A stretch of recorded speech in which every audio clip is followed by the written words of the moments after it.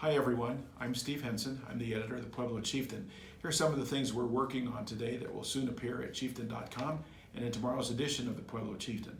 Well, it's fair time. The Colorado State Fair opens tomorrow for its 11-day run here in Pueblo, and everybody's excited about that, particularly those of us who like funnel cakes and turkey legs and all of that good stuff.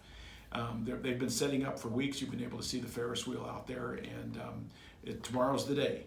And so we have a couple of interesting angles. We'll obviously talk about the fair opening and present a schedule and so forth and get the fair launched. But we've got an interesting story that the police department's doing a kind of a last-minute campaign to round up the criminals that they have warrants out on and that type of thing, and get them off the streets before the fair to try to make the fair as safe as possible.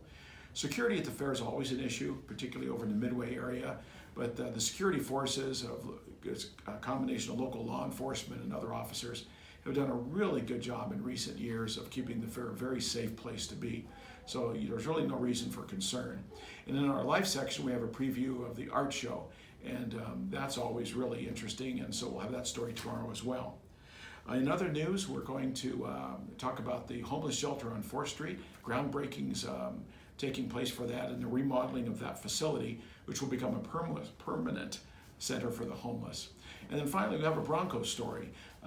It's kind of interesting. Usually in the second or third preseason game, you play the starters more and more, but new coach Vic Fangio is looking at it a little bit differently. So this isn't the last game. This will be the third game this year, and that'll be this weekend. And he's going to start Hogan, and Ripien would be his backup at quarterback. So we're not really going to see Joe Flacco unless he changes his mind.